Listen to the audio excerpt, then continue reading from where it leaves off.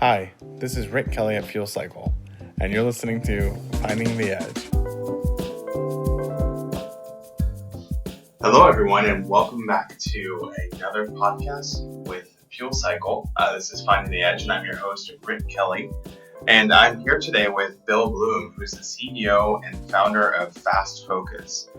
So we're going to have a really interesting conversation today around Bill's efforts to disrupt market research and change some of the slow-moving, archaic aspects of what we're doing. But before I jump into that, I'm going to go ahead and tell you a little bit about Bill.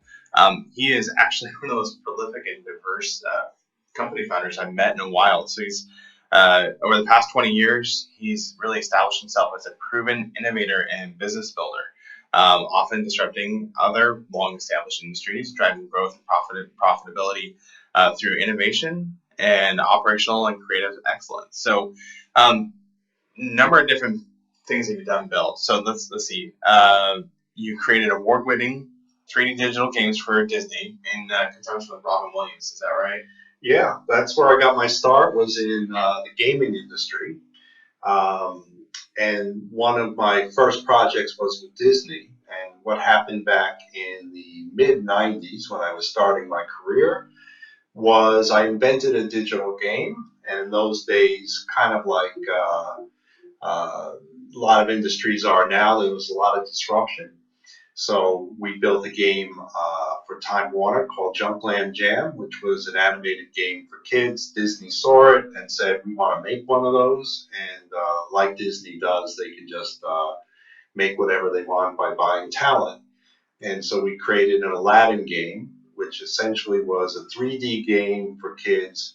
And the quest they went on was solving math problems within the 3D environment.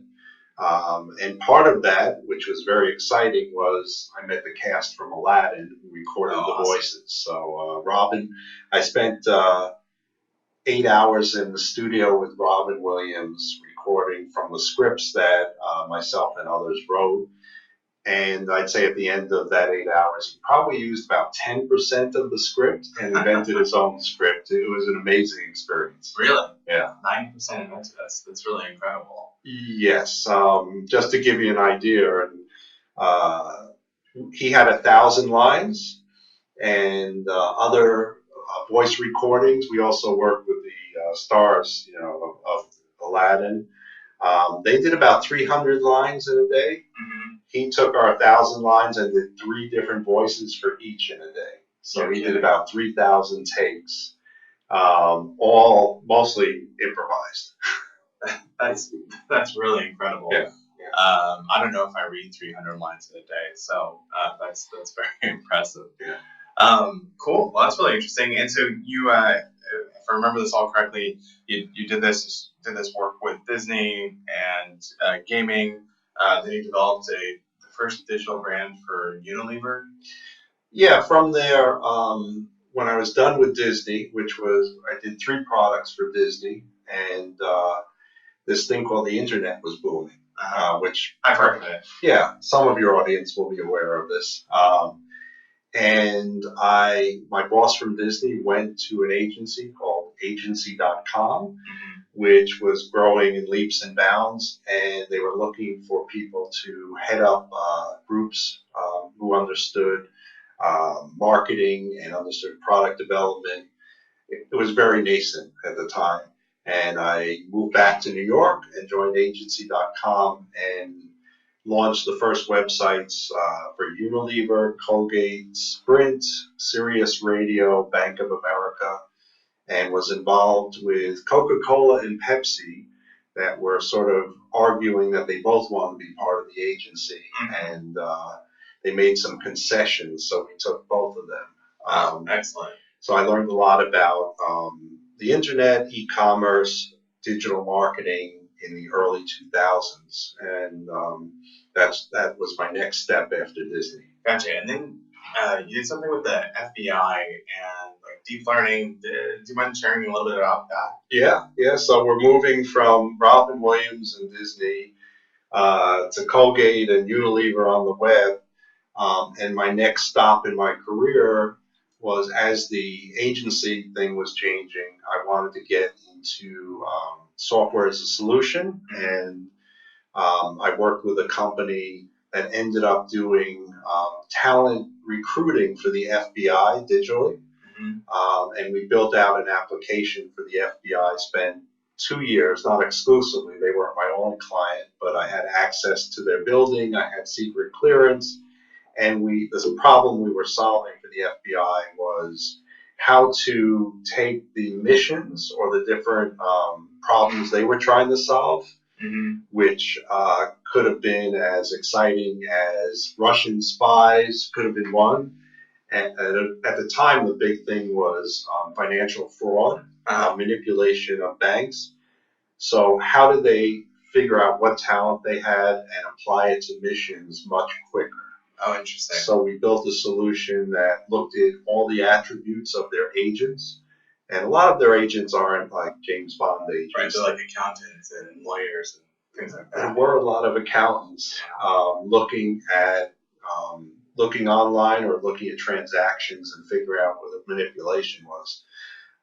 And so how did we take the people that they had and create teams really dynamically that can be deployed on these missions or projects? Gotcha. Talent optimization. Talent optimization. We created an AI tool for them so that we could take the resumes and the backgrounds of these agents, look at all the attributes in there, and then take the description of the missions and come out with who's available at this time to deploy. Gotcha. So fascinating. It's kind of cool, and I like solving digital problems. So whether it was a game for Disney or a mission for the FBI. Sure. And so you went from gaming through to an agency where you worked with a bunch of different brand projects, right? And then the FBI, and then you turned now to Fast Focus. So before we get into kind of like how you got to Fast Focus and what the origin story was or is, do you mind sharing what is Fast Focus? Okay.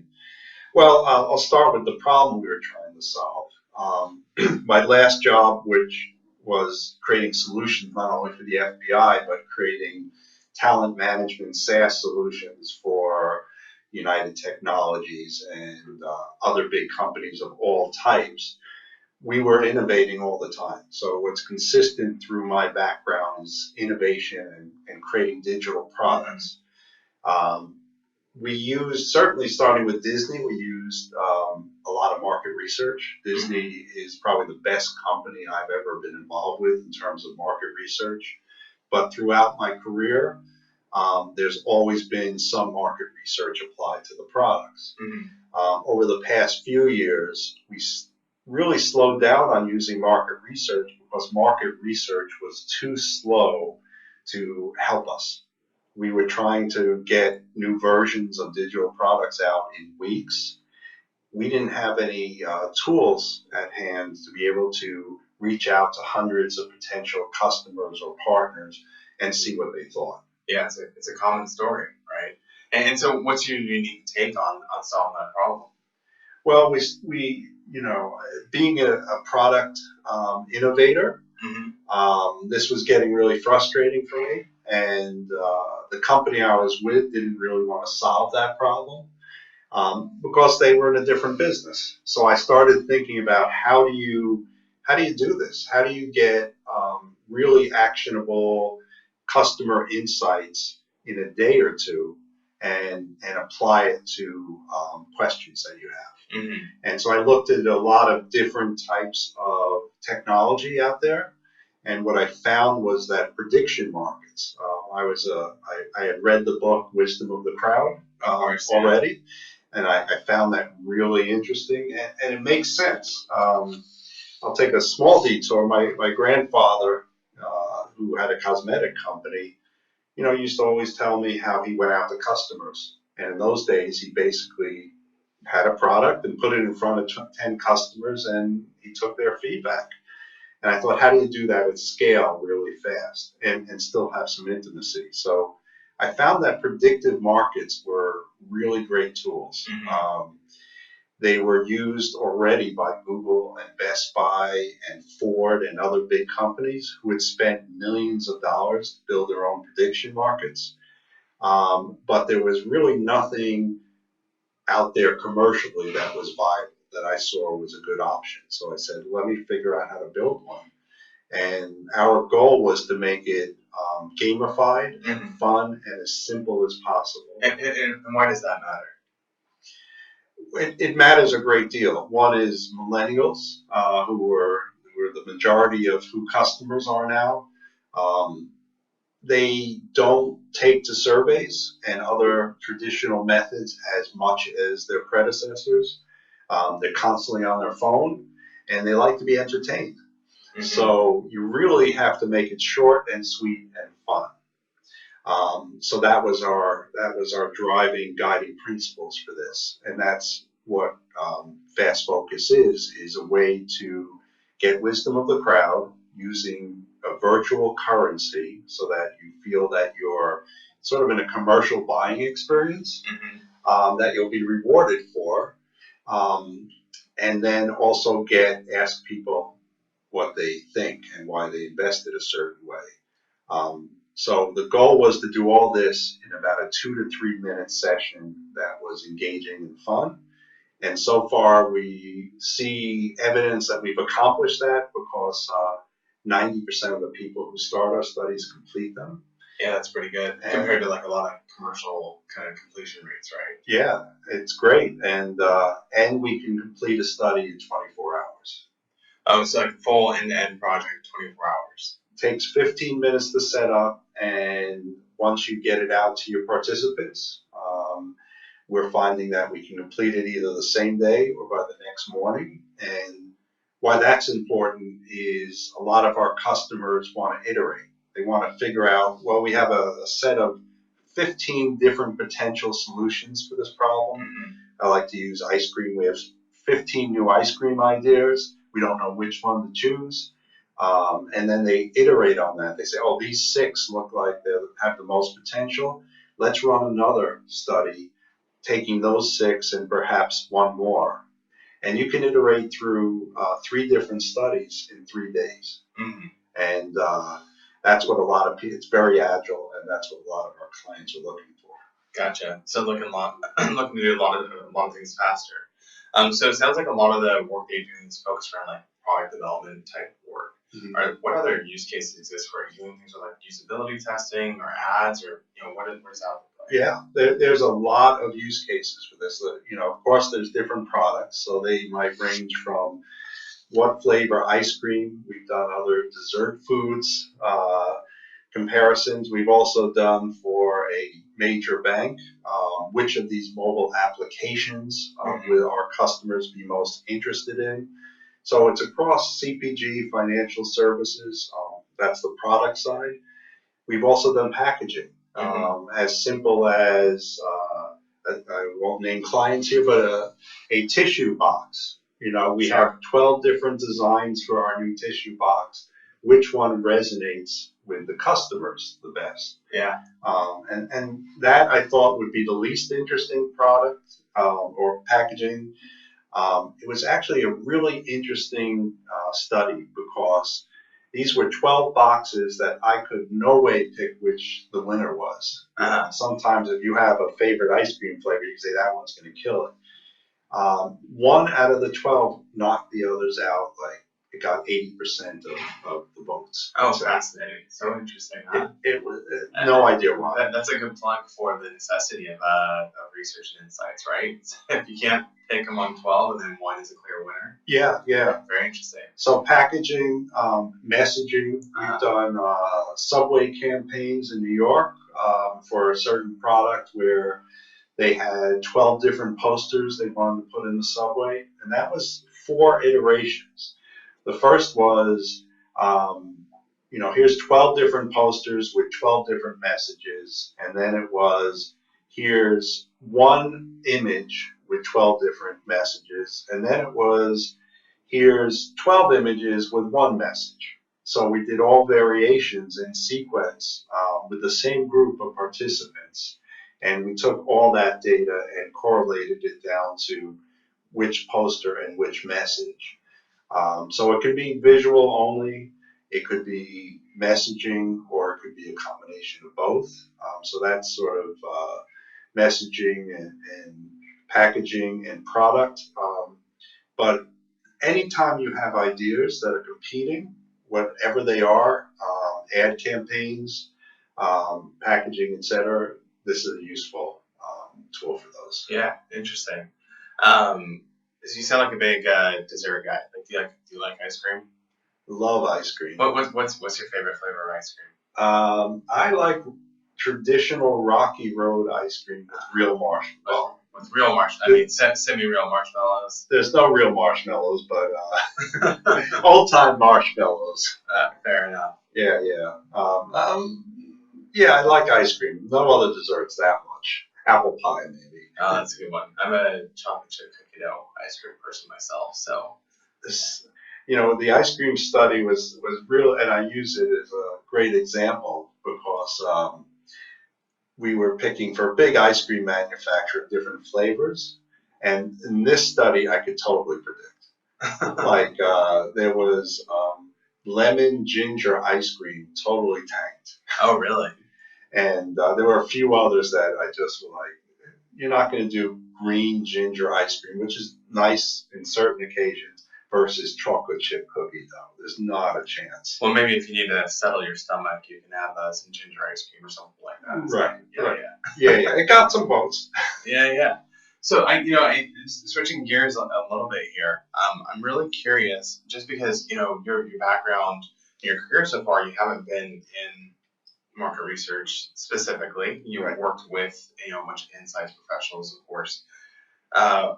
How has it been working in the research industry in the couple of years since you started Fast Focus? Yeah, that's a great question. What you'll see in my career is that every stop in my career I didn't have experience in until I had experience. Mm-hmm. When I started in gaming, I came out of music school, which is another story, but it's a great education I actually think it's a great education for innovation. But I wasn't a gaming guy, but the gaming industry was so new, I had an idea. I had a young kid. My kid liked to play with junk, so I created a game called Junkland. I worked with market research people a lot, and I believe what I bring to this is an innovator's approach. Mm-hmm. So, to answer your question, when I talk with this market research people who have a hard time moving off what they do, yeah, and there's market research people who see the necessity to change and are very open to changing. So I've had the most success with people looking for answers that they don't have right now, and taking a risk. And once I've had some clients with good names take some risks, the other clients who are sort of called fast followers have sort of the encouragement and maybe some political safety with their boss to say, oh, this is very new, but so-and-so is using it. I found market research for the most part to be more conservative than I expected, but changing fast. It is changing fast. Yeah, very rapidly. So I think we're both trying to be part of that, right? Absolutely. I was going to ask you what you've seen is similar. Yeah, I think for us, we're very fortunate that we're in a position where we're growing and seeing more and more success every year. But doesn't come easy, right? It's a lot of education, lots of information sharing, and everything as well that's really required to help people see that they're going to continue to be successful, if not more successful, after making some pretty fundamental shifts in their approach to their career or their job, right? Everybody wants to be safe, and I completely sympathize and understand where they're coming from. I just think the nature of the world is such that if you don't change, there's no safety. And change is so fast now Mm-hmm. that right. This is a world where you're seeing so much success publicly. You're seeing Google and you're seeing Facebook and you're seeing, hey, what are those millennial techies doing, creating from nowhere billion-dollar industries. And I see big companies, certainly if you look at all the companies competing with Amazon, and some of them are really successful, Targets and the like, they're saying, we are fighting for our life here. So they're not thinking about being safe anymore. They're thinking about fighting for their life. And I think that's where new market research techniques come in, and that people are saying, hey, let's start listening to these folks because they're innovative, they're fast, and they have some answers for us. Yeah, it's kind of an imperative to change from where you were, right? Yeah. Yeah. So maybe a couple questions that aren't directly related to insights, but what has been the most challenging part of being a founder for you? So you've been involved in a number of different early stage ventures. What's different this time around? What's the biggest challenge you're facing? That's a great question. I think, you have to wear a lot of hats, and that's what I'm good at.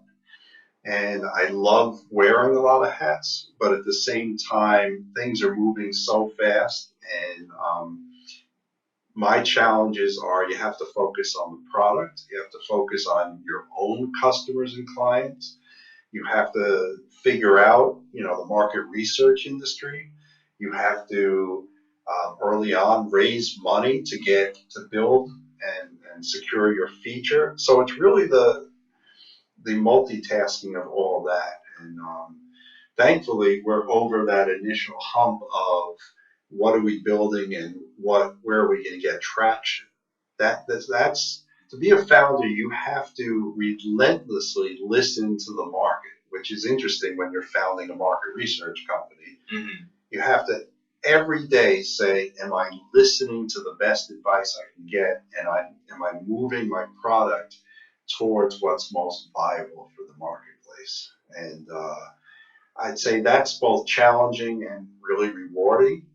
And you have to be patient because very few founders have a great idea out of the box. Yeah, it takes lots of refinement, right? I thought I had the most amazing idea out of the box. And when I look back, it was good, but it's not what we have now. It's been a year and a half of just listening to the market and improving it. And the challenge, I guess the biggest challenge for me is patience. Of course. I think you're not alone in that. What's been the most rewarding part of being a founder though? Getting through the first 2 years and having a product that is really getting adopted, that's solving problems, and seeing that we're starting to solve problems, but we're just getting started. There's so many other applications for this, and figuring out what those are. So that it's really rewarding having clients say this is really good, and your work. They don't say it this way, but your work is paid off, and this is going to be useful. Yeah, interesting. So it kind of in that vein with like initial use cases and thinking out what the future looks like. If you were to predict what the future of market research looks like, what would you say? What's it gonna be like in 5 years? Wow. For someone who created a predictive market, I'm going to have a really hard time answering that. I think, right now we're seeing everyone's on the move. Everyone is, the first thing we built was mobile. This was mobile first. It was let's get people where they are touching brands, where they're touching products, where they're engaged. So that was our first challenge, and that was actually new to the market in terms of what market research folks, they saw that, but they didn't realize it was already here. And so people said, yeah, you're mobile, and why are you doing this, and why, and where it's going to be in 5 years, I have no idea. To go really out of the box, there's going to be, I think, a prevalence of virtual reality. I mean, commercially. And people are going to start going into those games, talking to companies that are building virtual malls where it's gamified and you go in. So that's really out of the box. Wherever these experiences go, you have to be ready to go there with them. And so, there's lots of different things we can't even foresee at this point. But for me, the most important part is you're always dealing with a human being. Maybe in 20 years, it'll be a AI program that you think is a human being. But you're always dealing with a human being, and you have to be able to connect with them in a way that feels really human and trusted, because getting information about what they like and what they love is a very careful transaction. Sure. So that's the most important part, is understanding how to connect with customers where they are in a way that's meaningful. Yeah, I think you said something interesting there that as a little soapbox of mine, but like the fact that it's humans on the other side of surveys or discussion boards or focus groups, right? It's really about designing research that works for people and not shoehorning people into a process that works for the researcher, right? Yeah. So I think it's like more organic, easier to use research methods are going to be much more prevalent in the future, just because forcing a 5-point Likert scale on everyone doesn't always make sense, right? Yeah, it's very, to me, that's it's not very intuitive for me. Other people, I actually know some people who like those sort of things, but yeah, and in some ways we're starting to intrude on people, and so it's like if you go onto social media, which is a big conversation now, and you're there to talk to your friends, and then you find out that your information is being used a certain way, you're going to pull back. So that's a medium that has to adjust to that in terms of market research.